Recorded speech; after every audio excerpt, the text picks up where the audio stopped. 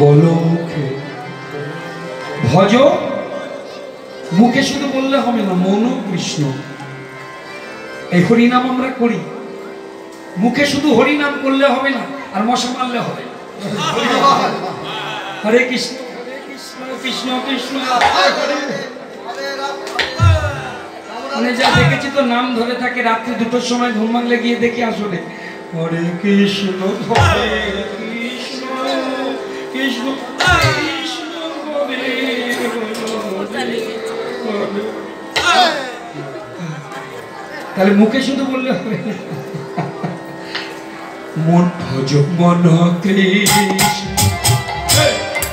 গোপাল কৃষ্ণ। আমার সঙ্গে একটু আস্তে আস্তে, কৃষ্ণ কৃষ্ণ বলো মুখে, কৃষ্ণ কৃষ্ণ বলো মুখে। ভজ কৃষ্ণ গোপাল কৃষ্ণ, কৃষ্ণ কৃষ্ণ মুখে,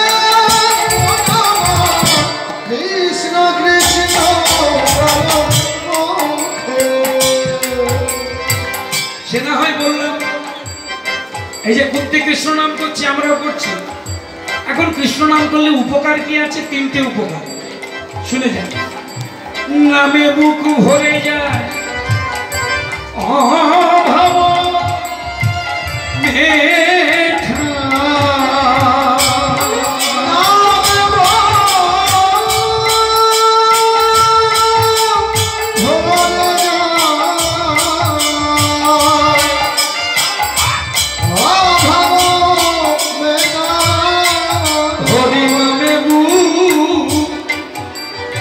হরিনাম প্রাণ ভরে করলে প্রথম উপকার কি? বুক ভরে যায়। আর যদি না ভরে জানবেন হচ্ছে না, এইটাই পরীক্ষা। নিজে হরিনাম করবেন, নিজেই পরীক্ষা করবেন ঠিক হচ্ছে কিনা, নিজেই বুঝতে পারবেন। কখন বুঝবেন? বলছে হরিনাম করতে করতে যদি আপনার বুক না ভরে ওঠে, কিসে? আনন্দে। হ্যাঁ, হৃদয়ের মধ্যে যদি আনন্দ না তৈরি হয়, এই জন্য কীর্তন করতে হয় আনন্দে। আজ এই 46 বছর কীর্তন করছি। একটাই কথা বাবা শিখিয়ে দিয়েছিল, তখন আমার 10 বছর বয়স, এখন 56 চলছে। বাবা বলেছিল যতক্ষণ গাইবি প্রাণ ভরে গাইবি, ভগবান যেন আনন্দ পায়। গান করতে হবে আনন্দে, শুনতে হবে আনন্দ, সবসময় হৃদয়টা ভরিয়ে রাখতে হবে আনন্দ। নামে বুক ভরে যায়। আর দ্বিতীয় উপকারিতা হচ্ছে অভাব অভাব মেঠা,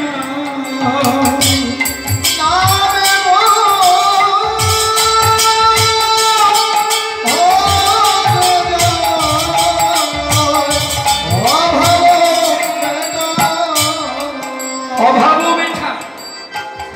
হরিনাম প্রাণ ভরে করলে অভাব মেঠা।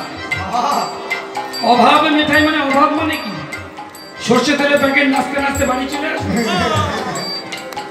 কি চালের বস্তা ডালের বস্তা নেচে নেচে বাড়ি আসবে, অভাব দূর হবে।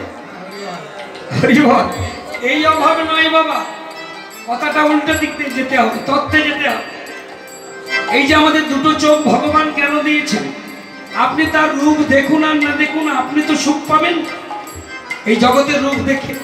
এত সুন্দর প্যান্ডেল, এত সুন্দর আলোকমালা, এত সুন্দর মঞ্চ, কি দিয়ে দেখছেন? চোখ দিয়ে। আনন্দটা কে পাচ্ছে? আপনি পাচ্ছেন। দুটো হাত দিয়েছে কেন? আপনি ঘরে কাজ করবেন। চরণ দুটো দিয়েছে কেন? বলে না হলে তো আমরা গাছপালা হয়ে যেতাম, কোথাও যেতে পারতাম। হ্যাঁ, এই যে ছুটে ছুটে বেড়াচ্ছি, হরিনাম তলায় যাচ্ছি, আনন্দ কে পাচ্ছে? আপনি পাচ্ছেন। এই যা কিছু অঙ্গ প্রত্যঙ্গ আনন্দ আমি ভোগ করছি। ভগবান বলল এবার আমারটা দেখো। তোমরা তোমাদের অঙ্গ প্রত্যঙ্গ দিয়ে তোমাদের আনন্দটা পেলে, এবার এমন একটা জিনিস তোমাদের শরীরে দেব যেটা পেলে আমাকে পেতে তোমাদের আনন্দ হবে। সেটা কি? ভালো করে শুনুন। অষ্ট সাত্ত্বিক মহাভাব, 8খানা ভাব। কি কি?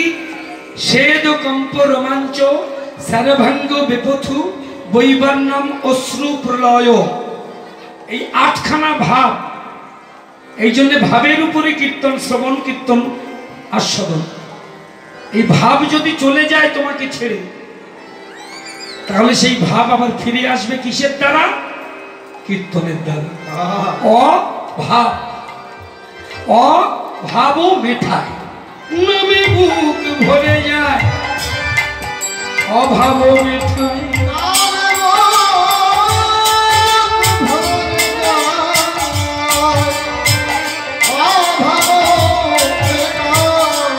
স্বভাব জাগায়। 3 নম্বর উপকারিতা।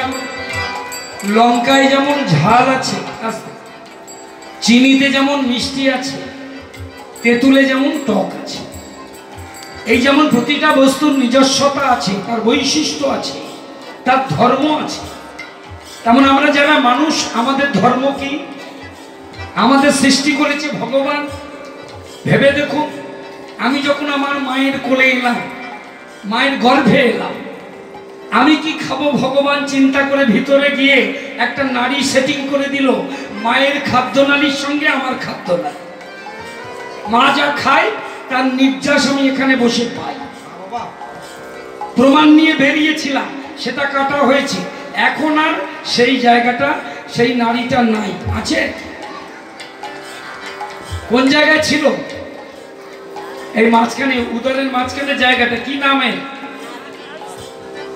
ভালো বাংলায় নাভি, আর গোদা বাংলায় কি বলি আমরা? নাই। আগে কানেকশন ছিল, এখন আর নাই। তাহলে ভগবান আমার জন্য কত চিন্তা করেছেন। আমরা হলাম, আমাদের স্বভাব কি তাহলে? জীব নিত্য কৃষ্ণ দাস। দেখবেন যাদের মধ্যে দাসত্ব চলে যায় তারা অহংকারী হয়। অহংকারী মানুষ দেখেন না? দেখেছেন তো? দেখবেন ওদের মধ্যে অহংকার কেন আসে? ও নিজে প্রভু হয়ে যায়, মালিক হয়ে যায়। যখন সে নিজে মালিক হয়ে যাবে তখন তার দাসত্ব থাকবে না, তখন সে অহংকারী হবে। আর এই 3টে কাজ হবে যদি হরিনাম কি? হরিদিন বন্ধু, চিরদিনের বন্ধু, হরিদিন বন্ধু, চিরদিনের বন্ধু, জীবের চির দুঃখে সুখে ভজরে অন্ধ চরণ বিন্দ,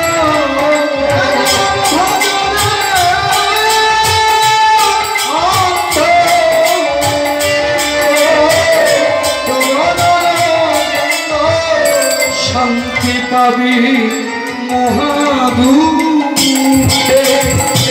ভজ মন কৃষ্ণ।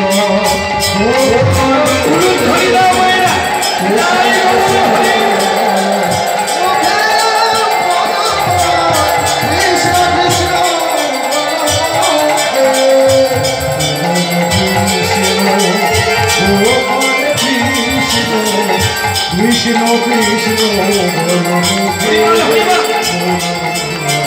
কৃষ্ণ কৃষ্ণ নাম করতে করতে কুন্তী রন্ধন সমাপ্ত করলেন। মুনিবার, মুনিবার, আমার প্রসাদের আয়োজন সমাপ্ত, আপনি সেবায় বসুন। দুর্বাসা মুনি সেবায় বসেছেন।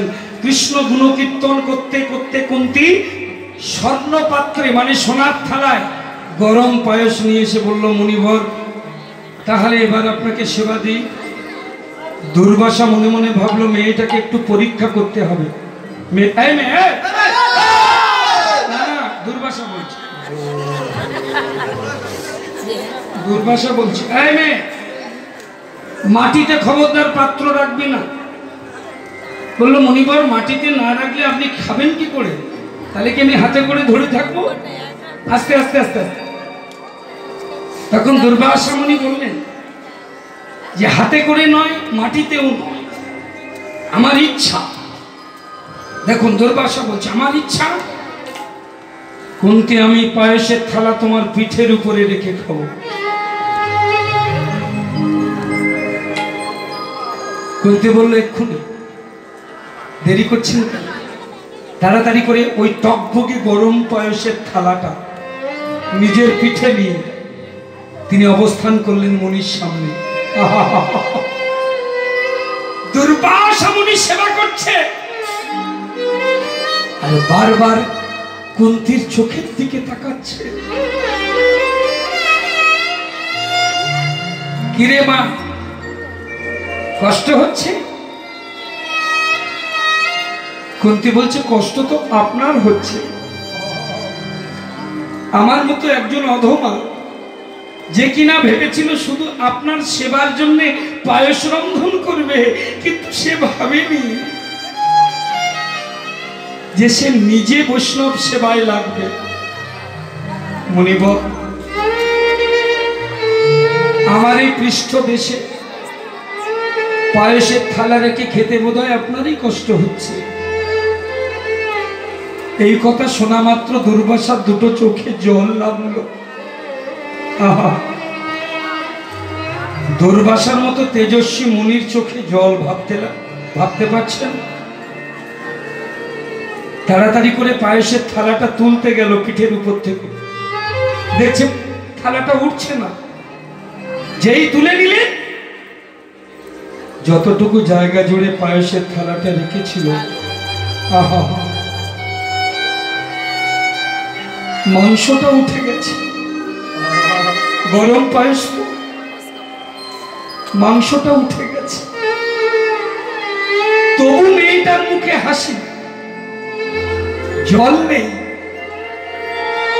দুর্বাসা থাকতে পারলেন না, কুন্তির গলাটা জড়িয়ে ধরে বলল, মা, আমি বৈকুণ্ঠে গিয়ে লক্ষ্মীকে দেখেছি। লক্ষ্মীকে আমি কৈলাসে গিয়ে অন্নপূর্ণা দেখেছি, কিন্তু তোর মতো এমন মমতাময়ী মেয়ে আমি কোথাও দেখি না।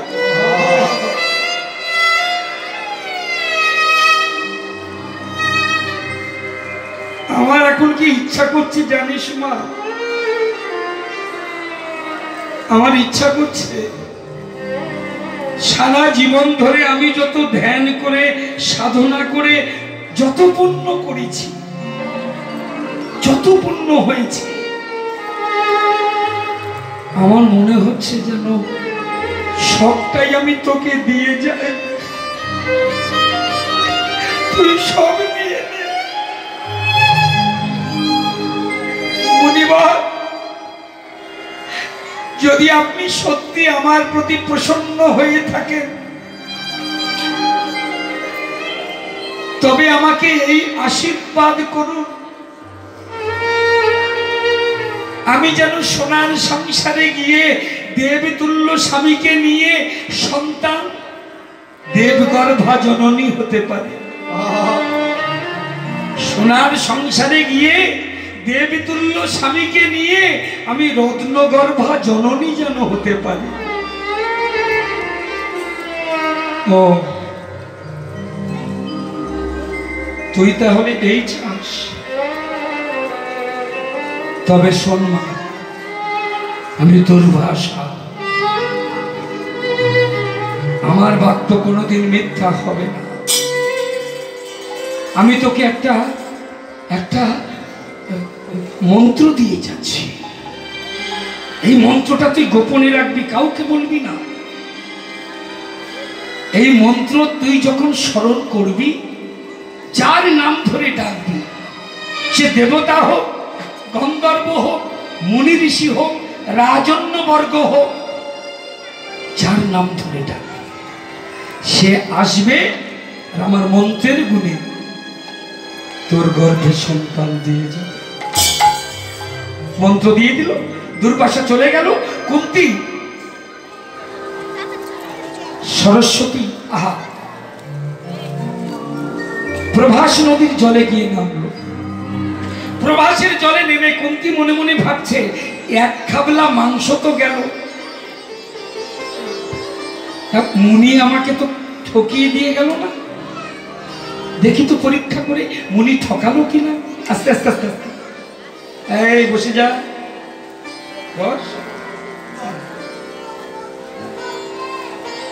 এক গলা জলে দাঁড়িয়ে মনে মনে ভাবছে কাকে ডাকা যায়, কাকে ডাকা যায়।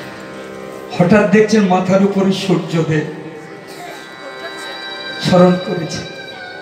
সূর্যদেব মন্ত্রের গুণে এসে, কুন্তী কুন্তী, কে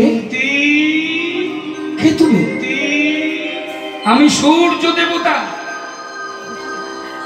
নাও কুন্তী নাও, তুমি সন্তান গ্রহণ করো। মুনির মন্ত্র ব্যর্থ হবার নয়।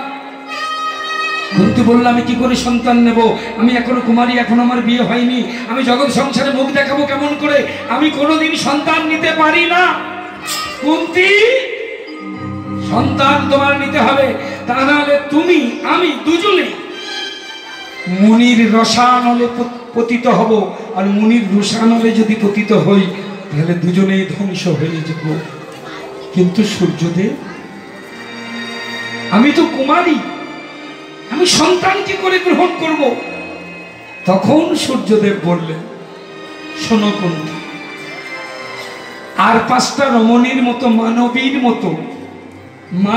মতো আমার ঔরসজাত সন্তান তোমার গর্ভে 10 মাস 10 দিন বড় হতে লাগবে না। আর সবচেয়ে বড় কথা, আমি তোমাকে স্পর্শ পর্যন্ত করব না। কারণ সতী ধর্মে লেখা আছে, স্বামী ছাড়া যদি কোনো পরপুরুষ সতী নারীকে স্পর্শ করে তবে সতী নারীর সতীত্ব কি হয়? নষ্ট হয়। ধর্মরাজ যুধিষ্ঠিরকে জন্ম দিল, পবন ভীমকে জন্ম দিল, ইন্দ্র অর্জুনকে জন্ম দিল, মাতৃর গর্ভে নকুল সহদেব জন্মালো, অশ্বিনী কুমারোদ্দা, সূর্যের 2টো ছেলে, নাসত্য আর দ্রশ্য। এরা স্বর্গের চিকিৎসক। সংজ্ঞা হয়েছিল অশ্বিনী আর সূর্য হয়েছিল অশ্ব। কৈলাসে অশ্বিনী রূপিণী সংজ্ঞার 2টো নাসিকা থেকে 2টো ছেলে জন্মেছিল। দক্ষিণ নাসিকায় নাসত্য, বাম নাসিকায় দ্রশ্য। একসঙ্গে দুজনকে বলে অশ্বিনী কুমারোদ্দয়। এদের দুজনের ঔরসে নকুল সহদেব। কিন্তু কি নকুল সহদেব, কি অর্জুন, ভীম, যুধিষ্ঠির, কর্ণ, এদের জন্মকালে কোনো দেবতা কিন্তু মাদ্রি বলুন কুন্তী বলুন কাউকে স্পর্শ করে নয়। যদি করত তাহলে পঞ্চসতীর মধ্যে কুন্তী থাকতে পারত না। অহল্যা, দ্রৌপদী, কুন্তী, তারা, মন্দোদরী, এখানে কুন্তী রয়েছে। তাহলে কর্ণ জন্ম নিল সূর্য স্পর্শ করে দিয়ে। এই না স্পর্শ করেও সন্তান হয়, এই রতিক্রিয়ার নাম সাত্ত্বিক রতি, ভুলে যাবেন না। আর এই সাত্ত্বিক রতিতে ব্রহ্মার নাভি থেকে জন্মেছিল নারদ মুনি। নারায়ণ হরি হো, নারায়ণ হরি নারায়ণ হরি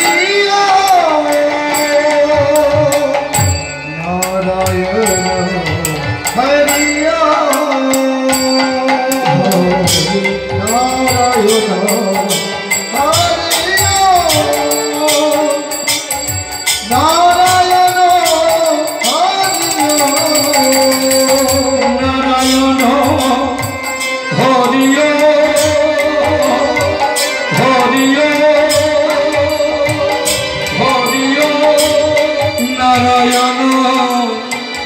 হরি